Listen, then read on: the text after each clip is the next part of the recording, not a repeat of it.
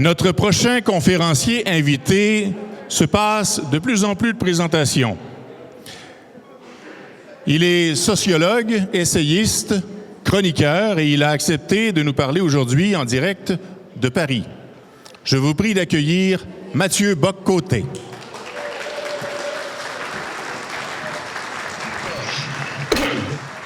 Alors, on m'entend bien, oui? Excellent. Alors, bonjour à tous. C'est un immense plaisir de m'adresser à vous aujourd'hui d'un côté de l'Atlantique à l'autre autour de cette question centrale pour la société québécoise, mais plus que la société québécoise, pour l'ensemble des sociétés occidentales aujourd'hui, qui est cette réalité d'une régression du domaine de la liberté d'expression dans tous les domaines de notre société. Je crois que Joseph Facal, ce matin, si je ne me trompe pas, s'est adressé à vous autour de la question de la liberté universitaire. Et avec raison, parce que c'est d'abord à l'université aujourd'hui, qui est on pourrait dire c'est le laboratoire de la censure nouvelle. C'est dans l'université aujourd'hui que non seulement on ne fait plus semblant de relativiser le rapport à la liberté d'expression, mais on théorise une censure nouvelle, on théorise le fait qu'il est légitime et nécessaire de faire taire certaines paroles dissidentes, certaines paroles que l'on n'accepte pas. Je vais vous donner un exemple que l'on voit de manière centrale. C'est très important parce que ça nous conduit ensuite sur l'espace public, ce sur quoi se concentrera mon exposé. Donc, quand on regarde aujourd'hui dans l'université, il y a ces mouvances radicales, groupusculaires, mais qui ont une influence démesurée, qui consiste aujourd'hui à redéfinir la liberté d'expression à partir d'une nouvelle conception du blasphème. Alors, autrefois, le blasphème, ça consistait à ne pas offenser Dieu, ou à tout le moins ne pas offenser ce que certains prenaient pour les vérités éternelles de la divinité. Aujourd'hui, le blasphème a changé de visage dans l'université et on a des groupes radicaux qui nous disent qu'en fonction de leur sensibilité, d'un point de doctrine auquel ils adhèrent, d'une conviction fondamentale qui est la leur, remettre en question cette conviction, critiquer cette conviction, critiquer cette vision du monde, eh bien, ça relèverait non plus du libre exercice propre à la liberté d'expression, donc la possibilité de débattre de tout, de critiquer, de penser. Non, c'est plutôt penser désormais comme un discours haineux. Et ça, c'est essentiel, je pense, parce qu'on entend beaucoup ce concept-là traîner dans la vie publique aujourd'hui, le discours haineux. Et on nous dit qu'on doit faire la chasse au discours haineux, lutter contre les discours haineux. Sur le fond des choses, on est tous d'accord avec ça, c'est-à-dire que la haine est fondamentalement condamnable et la haine est fondamentalement toxique. Mais ce que l'on constate aujourd'hui de plus en plus, c'est que la définition du discours haineux ne cesse de s'étendre.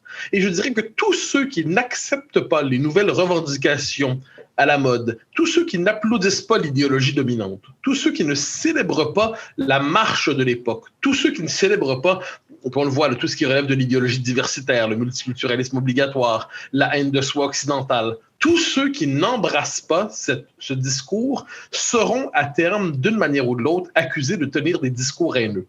Donc ça, je pense que c'est la matrice de base. On nous explique donc aujourd'hui la liberté d'expression, ce n'est pas la liberté de critiquer ses dogmes, de critiquer ses principes, de critiquer ses convictions de groupes assez marginaux, mais qui veulent aujourd'hui étendre sans cesse leur empire sur la vie publique en nous expliquant qu'on n'a pas le droit fondamentalement de critiquer ce qu'ils considèrent comme leur vertu fondamentale.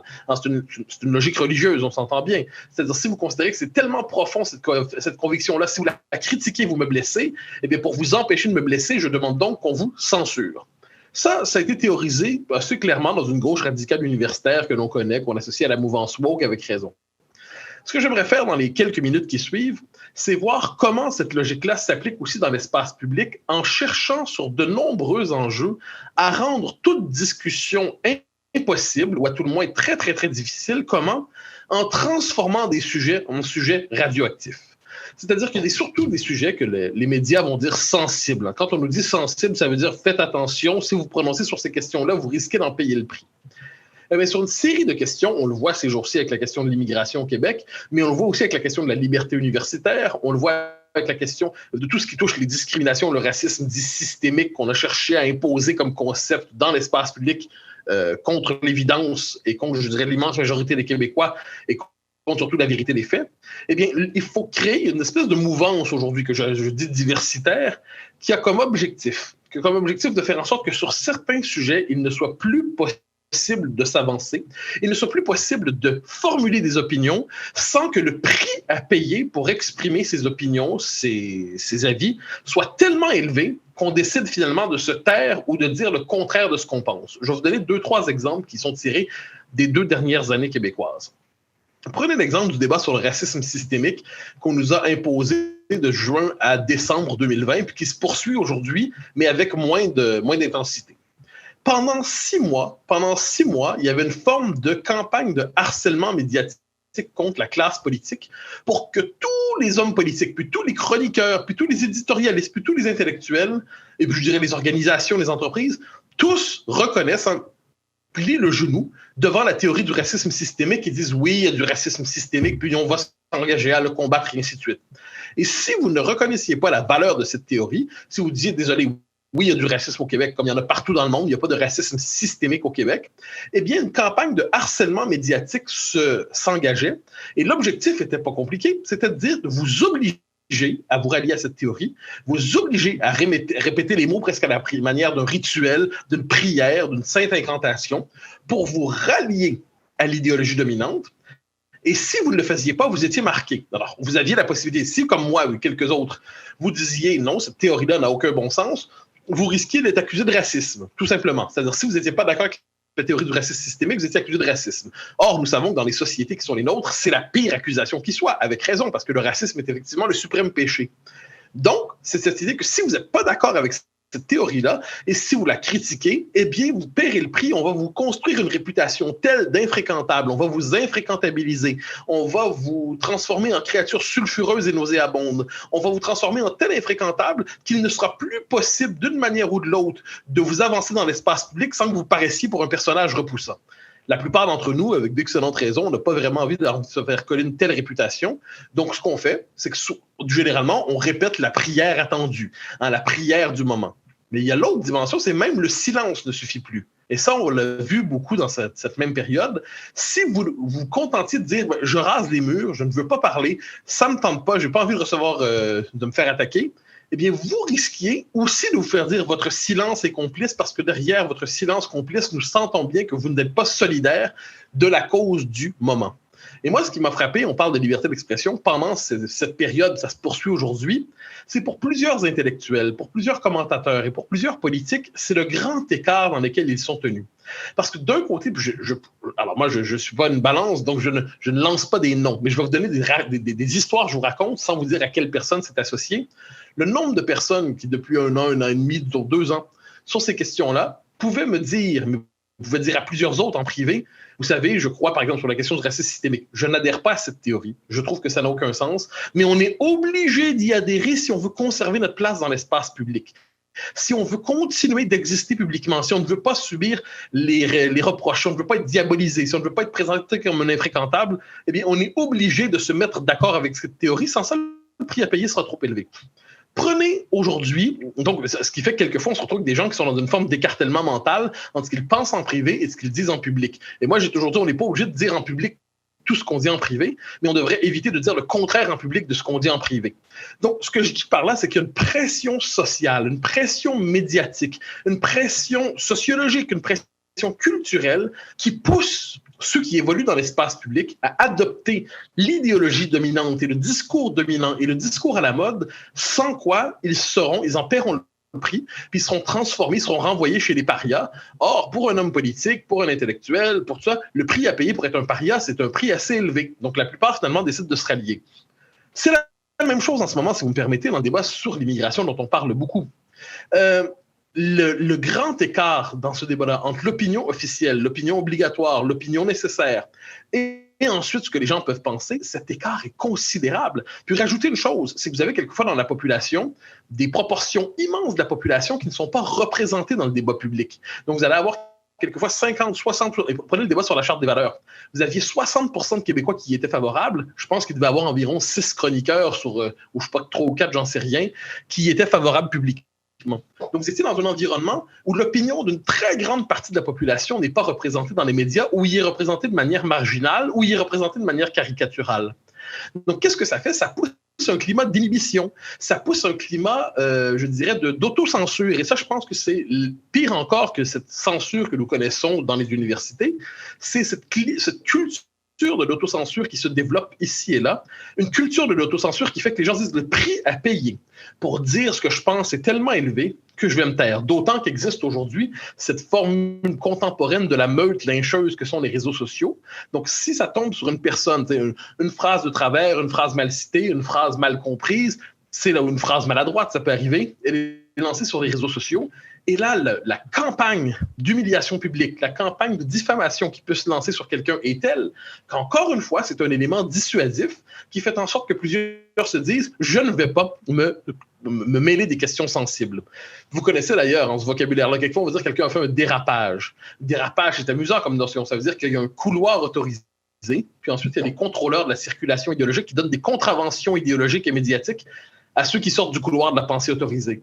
Quand on dit d'une idée qu'elle est sulfureuse ou nauséabonde, autrement dit, c'est une idée qui est tellement mauvaise que c'est l'argument olfactif, j'appelle ça. Elle est tellement mauvaise qu'on n'a pas à y répondre parce qu'elle pue. Donc, il y a toute une espèce de vocabulaire aujourd'hui, une culture, un dispositif médiatique et symbolique qui fait en sorte qu'il pousse à l'autocensure, qui pousse à la désagrégation d'une culture de la liberté d'expression, qui fait en sorte que chacun décide finalement de se tenir à l'abri des débats qui sont jugés sensibles, et ce qui fait que la parole publique est, je dirais, confisquée, à la fois par les conformistes bêlants qui répètent ce qui doit être dit pour être bien vu par la radio-télévision fédérale, et de l'autre côté, vous avez les radicaux qui passent quelquefois, qui ont quelquefois une forme, ils ont la tunique universitaire pour faire passer leur opinion pour de la science, et donc une espèce de débat où il y a des radicaux qui imposent des thèmes et un consensus bêlant qui les reprend de peur justement d'attraper la mauvaise réputation. Alors, je vais terminer là-dessus parce qu'il me reste 2 minutes environ. Je dirais que devant cette espèce de climat qui pousse à la censure, à l'autocensure, il est nécessaire plus que jamais, je crois que ça c'est une tâche d'hygiène publique et démocratique, de toujours questionner le vocabulaire qu'on nous impose dans la vie publique. Quand on nous dit inclusion, on nous dit ça comme inclusion, comme si c'était une espèce de mot révélé. Oui. Inclusion à quoi? Qu'entendez-vous par inclusion? Exclusion. Exclusion de qui? Exclusion de quoi? Quand on nous dit divisif, mais divisif par rapport à quoi? Il est nécessaire de questionner le langage médiatique parce que quelquefois, vous savez, il y a des éditorialistes, il y a des chroniqueurs comme moi, nous, c'est connu, on donne notre avis. Mais ce qui est plus inquiétant, c'est lorsque c'est dans le langage médiatique ordinaire qui éditorialise de manière invisible et qui impose des concepts comme s'ils allaient de soi, puis qui se normalisent ensuite, puis tout le monde se met à les emprunter sans jamais qu'on réfléchisse à leur portée, à leur signification. Et je pense que devant cette espèce de culture du consensus obligatoire, cette culture qui pousse à l'inhibition, cette culture qui pousse à l'autocensure, il faut faire preuve d'une grande vigilance intellectuelle, d'une vigilance, d'un courage civique aussi. Ne pas se laisser intimider par le premier insulteur venu, ne pas se laisser intimider par le premier qui crie à la phobie ou à l'extrémisme ou à la dérive, au dérapage, et ainsi de suite, dès qu'on dit quelque chose qui sort du corridor de la pensée autorisée. Et retrouvant ce courage, retrouvant cette liberté d'expression, cette liberté de dire les choses sans que ce soit dans le vocabulaire autorisé du politiquement correct, il nous sera possible, je crois, d'oxygéner le débat public. Je vous remercie.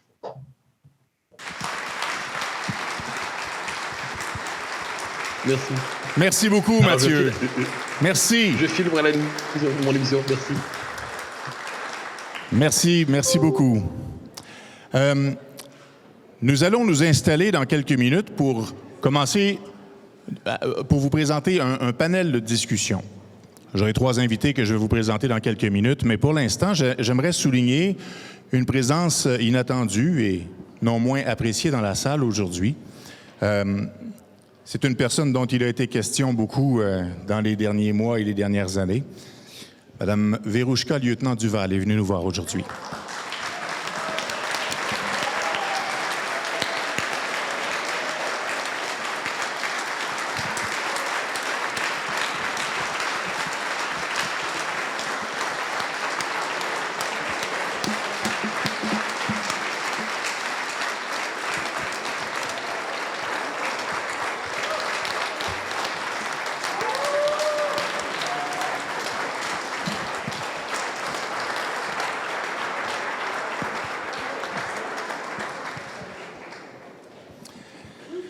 Merci beaucoup d'être avec nous.